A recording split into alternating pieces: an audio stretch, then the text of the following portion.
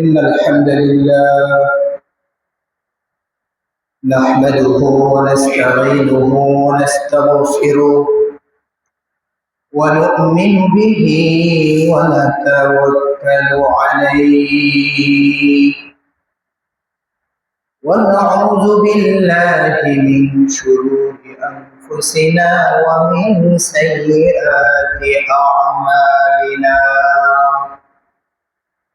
من يهده الله فلا مضل له ومن يضلل فلا هادي له أي فلن تجد له وليا مرشدا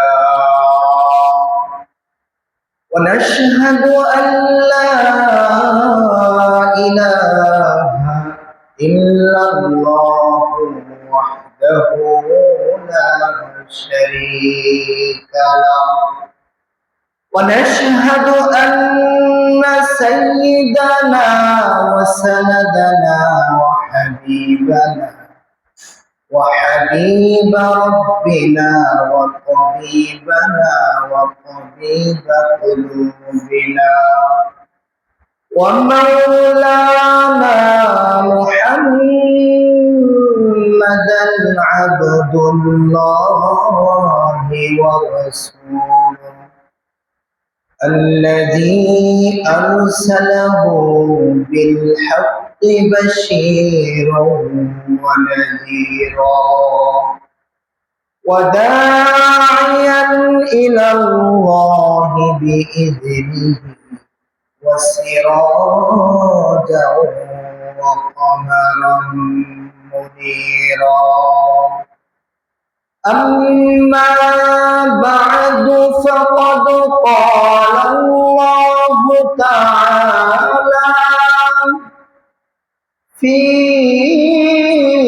كلامه المجيد وفي فرقانه الحميد সকলে আমার সাথে পড়ুন أعوذ بالله من الشيطان الرجيم بسم الله الرحمن الرحيم لن ينال الله لحومها ولا دماؤها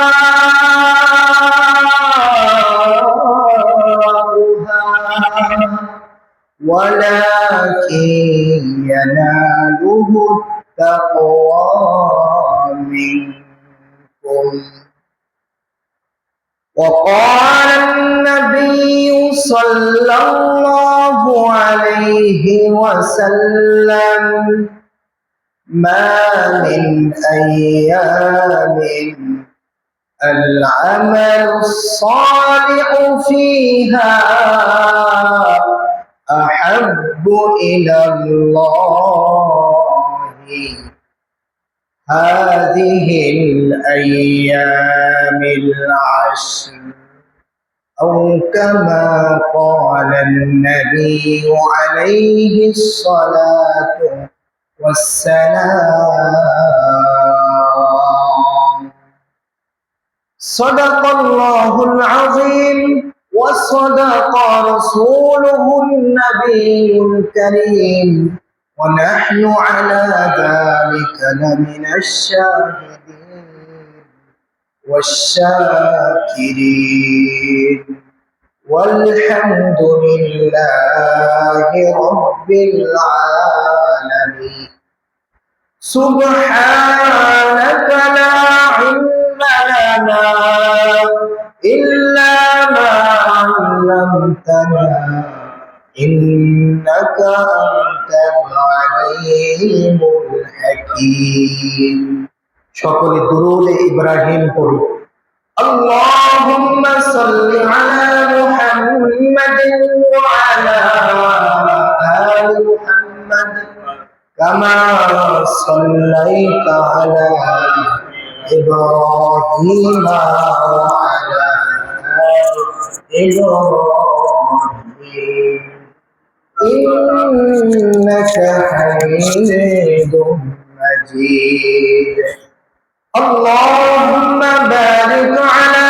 محمد وعلى آل محمد كما باركت على إبراهيم وعلى آل إبراهيم إنك حميد مجيد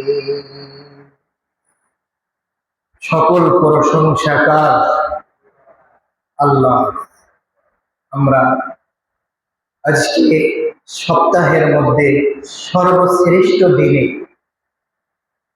আল্লাহ তাআলার সর্বশ্রেষ্ঠ ঘরে আসতে পেরে খুশি না বেজার? আমরা যারা খুশি হয়েছি অন্তরের অন্তরস্থল থেকে, হৃদয়ের মধ্যে যতটুকু ভালোবাসার আবেগ রয়েছে সবটুকুকে উজাড় করে দিয়ে উচ্চ আওয়াজে মহান আল্লাহ তাআলার দরবারে কালিমাতুশ শুকর আদায় করছি। সকলে বলুন আলহামদুলিল্লাহ। সকল প্রশংসার মালিক একজন, তিনি কে? আল্লাহ। ওই আল্লাহর প্রশংসা বান্দা যত করবে আল্লাহ রাব্বুল আলামিন তাকে তত বেশি উন্নত করবেন। সুবহানাল্লাহ। উন্নত করবেন অর্থ কি? তাকে তত বেশি নিয়ামত আল্লাহ বাড়াইয়া দিবেন। সম্মানিত হাজিরিন, একটা কথা শুরুতেই মনে পড়ল, আমি কখনো ভাবি নাই আল্লাহ রাব্বুল আলামিন আমার আপনার মতো অনেক মানুষ কিন্তু এই দুনিয়ার মধ্যে বানাইছে কিনা? আমার থেকে আপনার থেকে অনেক ক্ষমতাওয়ালা, অনেক টাকাওয়ালা, অনেক ভালো বংশের মানুষ, অনেক হাফেজ, আলেম, আলেম না সাধারণ পাবলিক, এমন মানুষ আছে না?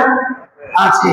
আল্লাহ আমাকে আপনাকে যেই স্থানে রেখেছে, যেভাবে রেখেছে, সকলে বলেন আলহামদুলিল্লাহ।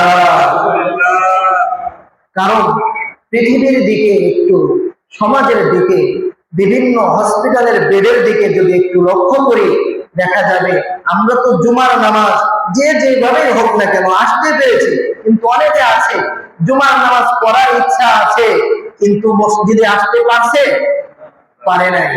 এজন্য আমরা সর্ব হালাতে, সর্ব অবস্থায় মালিককে, রবকে যদি প্রশংসা করে, শুকরিয়া আদায় করে খুশি করতে পারি, তাহলে আল্লাহ তাআলা ইহকালে এবং পরকালে উভয় জগতে আল্লাহ আমাদেরকে কল্যাণ দান করবেন। সকলে বলেন আলহামদুলিল্লাহ।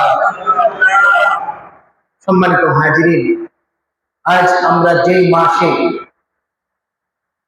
জিলকদ মাসে শেষ জুমা অর্থাৎ শেষের দিকে আমরা অবস্থান করছি। আজকে জিলকদ মাসের 26 তারিখ। জিলকদ মাস শেষে আর একটি মহিমান্বিত মাস আসছে। এই মাসটির আল্লাহ তাআলার কাছে অনেক অনেক গুরুত্ব এবং সম্মান মর্যাদা রয়েছে।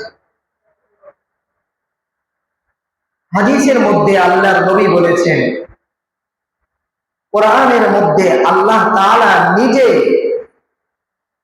এই দিনগুলোর শপথ করেছেন। আল্লাহ তাআলা কোরআনুল কারীমের 30 নম্বর পারা 13 নম্বর পৃষ্ঠার শেষের দিকে একটি সূরা নাজিল করেছেন। ওই সূরাটার নাম সূরাতুল ফাজর। আল্লাহ তাআলা বলেন, ওয়াল ফাজর ওয়ালায়ালিন আশর ওয়াশ-শাফঈ ওয়াল ওয়াতর ওয়াল লাইলি ইযা ইয়াসর। আল্লাহর নবী হাদিসের মধ্যে বলেছেন, মা মিন আইয়ামিন আল আমালুস সালিহু ফিহা আহাব্বু ইলাল্লাহি হাযিহিল আইয়ামিল আশর। আল্লাহর নবী বলেন, আল্লাহ তাআলার কাছে জিলহজ মাসের 10 দিনের এত গুরুত্ব, এত মর্যাদা যে এই দিনগুলোতে বান্দা বান্দিরা আল্লাহ তাআলার যত নেক আমল করে এই দিনগুলো ছাড়া অন্য যে কোনো দিনে নেক আমল করলে আল্লাহ তাআলার কাছে এতটা প্রিয় হয় না। বলেন না সুবহানাল্লাহ। অর্থাৎ এই 10 দিনের নেক আমলের চেয়ে অধিক প্রিয় আল্লাহ তাআলার কাছে আর অন্য কোন দিনে প্রিয়, এত প্রিয় নেক আমল নাই। আল্লাহ তাআলা এই 10 দিনের শপথ করেছেন, ওয়াল ফাজরি ওয়া লায়ালিন আশরি ওয়াশ শাফিঈ ওয়াল ওয়াতর। আল্লাহ তাআলা এই 10টা দিন 10টা রাত, এই রাতের দিনের শপথ করে আল্লাহ তাআলা সূরা নাযিল করেছেন। আল্লাহ এবং আল্লাহর রাসূলের কাছে এই দিনগুলো অনেক মর্যাদা আছে। আমরা কি মর্যাদা রাখতে পারবো ইনশাআল্লাহ? হাদিসের মধ্যে এসেছে, ইযা দাখালাতিল আশর, আল্লাহ নবী সাল্লাল্লাহু আলাইহি ওয়াসাল্লাম বলেন, যখন জিলহজ মাসের 10 দিন শুরু হয়, ওয়া আরাদা আহাদুকুম আন ইউদহিয়া, আর তোমাদের কেউ কুরবানি করার ইচ্ছা করে, ফালা ইয়ামাসসা মিন শা'রিহি ওয়া বাশারিহি শাইআন, তাহলে তোমাদের কেউ যেন নিজের চুল এবং নখ এবং শরীরের কোনো কিছু না কাটে। বুঝতে পেরেছেন? জিলহজ মাস শুরু হলে চুল, নখ এবং শরীরের কোনো কিছু না কাটা মুস্তাহাব। যা কিছু করার, আজকে যেমন মনে করেন 26 তারিখ, আরো 3-4 দিন আছে না, এই 3-4 দিনের মধ্যে আমাদের শরীরের যে নখগুলো আছে, মোচ আছে, দাড়ি আছে, যা যা কাটার দরকার এগুলো আমরা কেটে রাখবো। আর কাটবো কখন? কুরবানির দিন। কুরবানি করার পরে অসুবিধা আছে কি? 10 দিন বেশি। যারা পৃথিবীতে অন্যান্য ধর্মাবলম্বী রয়েছে তারা তো বছরের পর বছর যায়, দিনের পর দিন যায়, মাসের পর মাস যায়, সপ্তাহের পর সপ্তাহ যায়, তারা কেমনে থাকে? আর আল্লাহ নবী আমাদেরকে যে বলেছেন এর মধ্যে হিকমত আছে না নাই? অবশ্যই হিকমত আছে।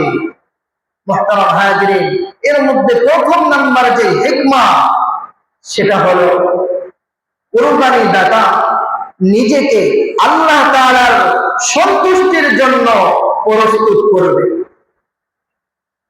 দ্বিতীয় নাম্বার হচ্ছে যারা হাজি, হজ করতে গিয়েছে তাদের সাথে একটা সাদৃশ্যতা অবলম্বন করা। সুবহানাল্লাহ।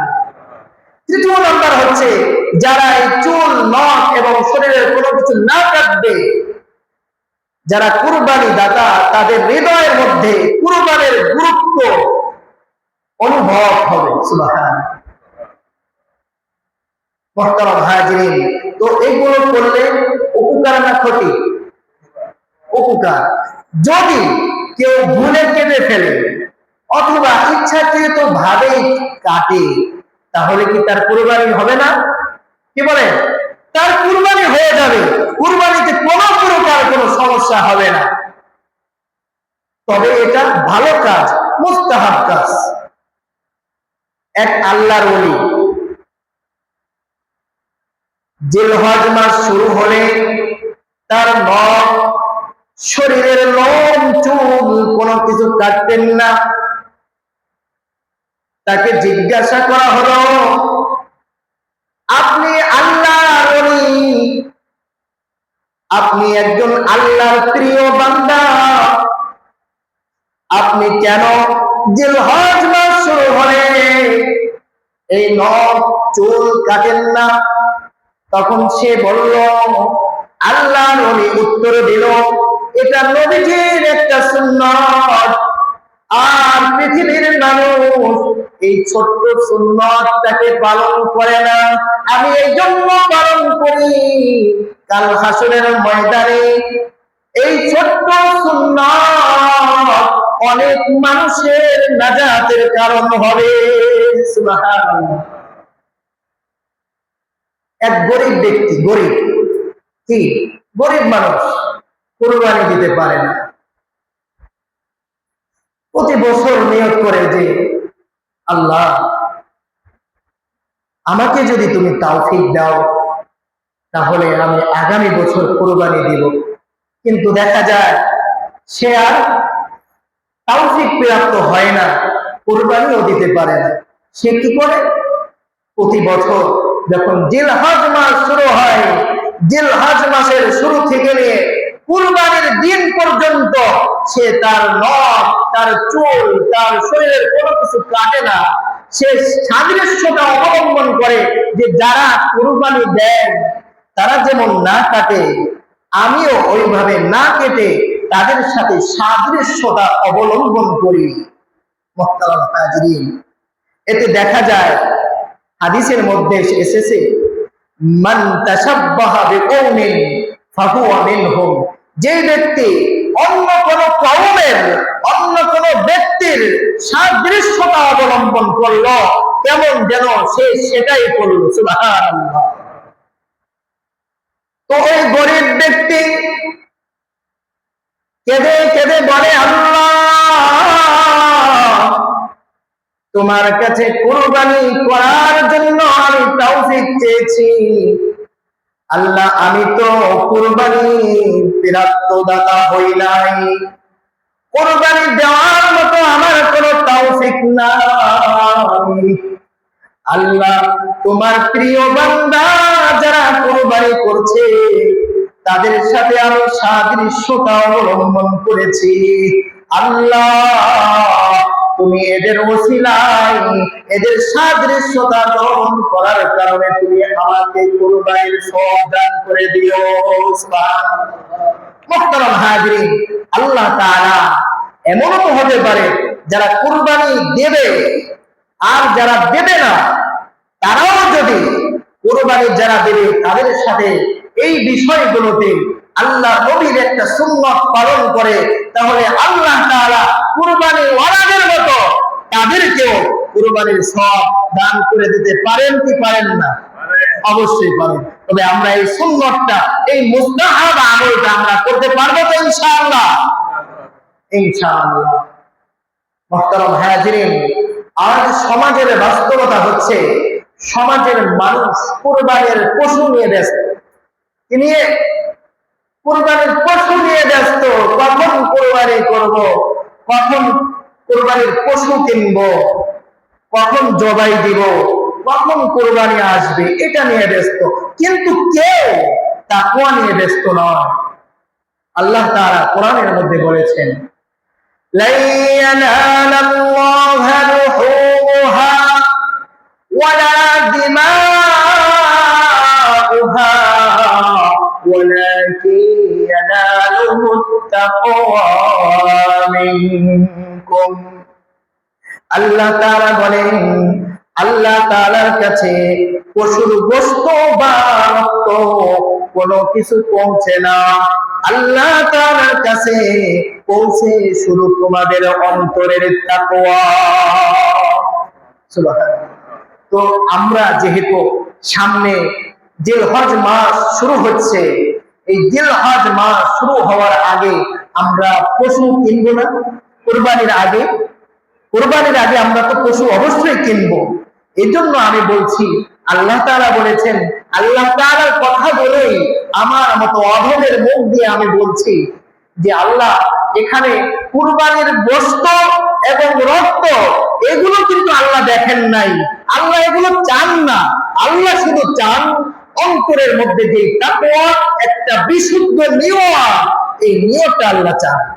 আমরা যখন পশু ক্রয় করব তখনকার নিয়তই আসল নিয়ত। সুবহানাল্লাহ।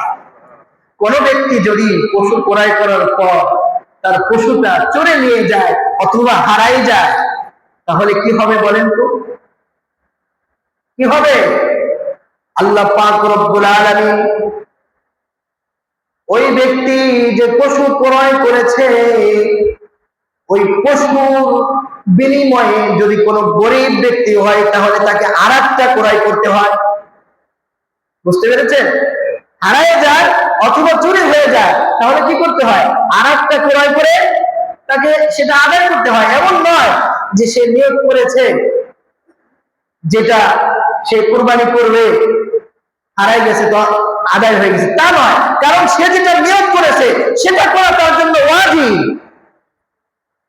এই জন্য যখন পশু ক্রয় করবেন তখন একমাত্র শুধুমাত্র আল্লাহকে খুশি করার জন্য, আল্লাহকে সন্তুষ্ট করার জন্য পশু ক্রয় করতে হবে। তাহলেই আল্লাহ তাআলা আপনার কুরবানি কবুল করে নেবেন। সুবহানাল্লাহ। মুহতারাম হাজিরিন, আল্লাহ তাআলার কাছে আমল যত ছোটই হোক অনেক বড় দাম। কত বড় দাম? অনেক বড়। আর গুনাহ যত ছোটই হোক সেটা থেকে বেঁচে থাকা আল্লাহ তাআলার কাছে অনেক বড় মূল্য রয়েছে, অনেক বড় প্রতিদান রয়েছে। এজন্য যেহেতু আমরা যারা কুরবানির নিয়ত করেছি, আমরা কুরবানি দিব, আমরা কুরবানি দেওয়ার আগে, পশু ক্রয় করার আগে আমাদের অন্তরের মধ্যে যে তাকওয়া, যে বিশুদ্ধ নিয়ত, এই নিয়ত কিন্তু রাখতে হবে। অনেক ধনী মানুষ আছে, আমি কিন্তু এখানের কাউকে বলছি না, আমি শুধু বোঝানোর জন্য বলছি। হয়তো কেউ ভাবতে পারেন যে হুজুর মনে হয় আমাকে লক্ষ্য করে বলছে, আল্লাহর হস্তে মাফ করবেন। আমি আপনাদেরকে বোঝানোর স্বার্থে আমি বলছি। অনেক ধনী মানুষ আছে যারা হয়তো এমন নিয়ত করে যে আমি এত বড় একটা গরু যদি কুরবানি না করি তাহলে এলাকার মানুষে বলবে যে অমুকের ছেলে অমুক ছোট্ট একটা কুরবানি দিয়েছে। তো বলেন, এই জন্য যদি কেউ বড় বড় কেনে, ক্রয় করে, তাহলে তার নিয়ত শুদ্ধ না অশুদ্ধ? আপনারা বলেন। অশুদ্ধ। গরু ক্রয় করবেন, পশু ক্রয় করবেন এই জন্য আল্লাহু জামিল ইউহিব্বুল জামাল, আল্লাহ সুন্দর। আল্লাহ কি অসুন্দর? আল্লাহ সুন্দর।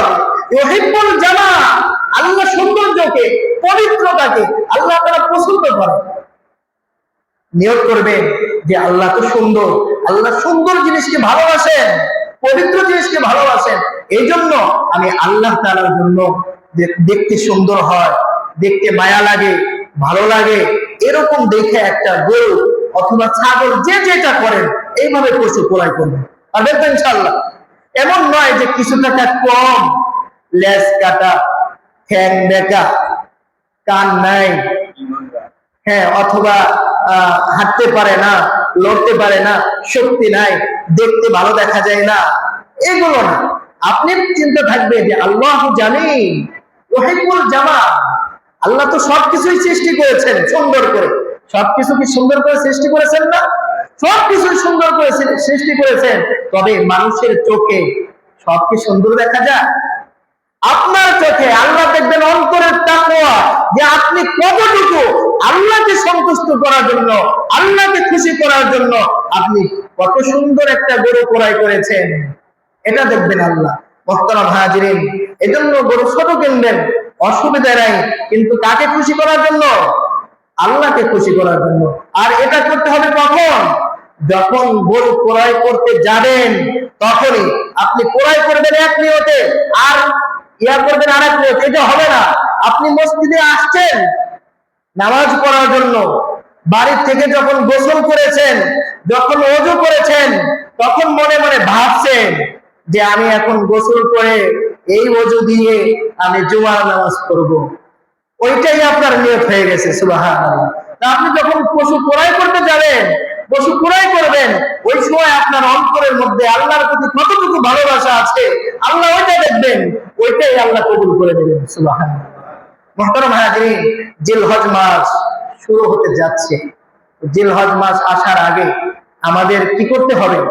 সর্বপ্রথম আল্লাহ তাআলার কাছে তওবা করতে হবে। পারবো তো ইনশাআল্লাহ? জিলহজ মাস দামি না কম দামি? বেশি না কম? অনেক বেশি। আল্লাহ শপথ করেছেন, নবীজি বলেছেন। এজন্য ওই মাস শুরু হওয়ার আগে আমরা যেহেতু কুরবানি যারা তৌফিক প্রাপ্ত হয়েছি দিব, এবং আমরা যারা তৌফিক প্রাপ্ত হইনি আমাদের আশা আছে, ইচ্ছা আছে, নিয়ত আছে, আল্লাহ যদি তৌফিক দেয় তাহলে আমরাও কুরবানি দিব। তো সর্বপ্রথম তওবা করতে হবে আল্লাহর কাছে যে আল্লাহ এই কুরবানি করা তো ওয়াজিব, এই কুরবানির থেকে 5 ওয়াক্ত নামাজ পড়া ফরজ, রমজান মাসে রোজা রাখা ফরজ, হজ যাদের উপর ফরজ হয়েছে হজ করা ফরজ, যাকাত যাদের উপর ফরজ হয়েছে যাকাত দেওয়া ফরজ, আর কুরবানি করা কি ওয়াজিব। এজন্য চিন্তা করতে হবে যে আল্লাহ জিলহজ মাস শুরু হচ্ছে, আল্লাহ জীবনে যত গুনাহ করেছি আল্লাহ তুমি ক্ষমা করে দাও। তোমার এই সম্মানিত মাস শুরু হতে যাচ্ছে, আল্লাহ তোমার কাছে ক্ষমা চাই, আল্লাহ তুমি ক্ষমা করে দাও। আল্লাহ কি ক্ষমা করে দিতে পারেন কি পারেন না? আল্লাহ কখন কার দোয়া কবুল করবেন সেটা কোনো বান্দা জানে? একমাত্র জানেন কে? আল্লাহ। এজন্য আল্লাহর কাছে সর্বপ্রথম তওবা করতে হবে। দ্বিতীয় নাম্বার হচ্ছে নামাজ ঠিক করতে হবে। কি করতে হবে?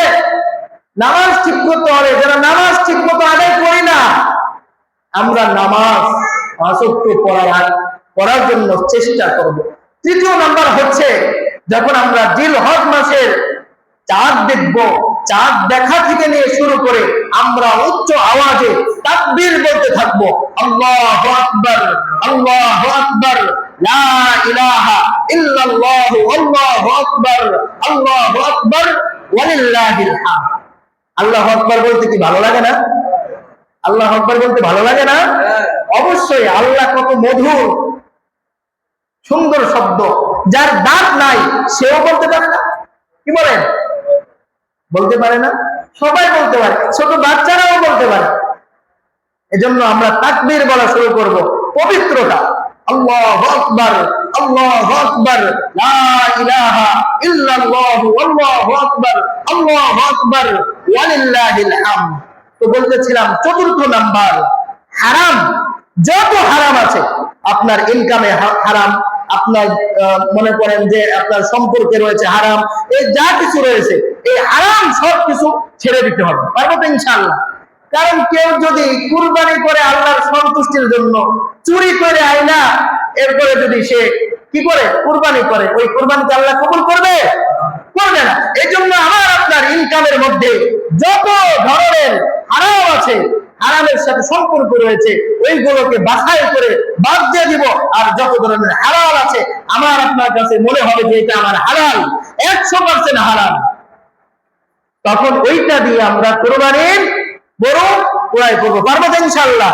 চতুর্থ নাম্বার হচ্ছে মা বাবা। পঞ্চম নাম্বার, মা বাবার সাথে সুসম্পর্ক বজায় রাখতে হবে, মা বাবার হক আদায় করতে হবে। যাদের মা বাবা চলে গিয়েছে তাদের জন্য দোয়া করতে হবে। সম্পদ রেখে গেছে না?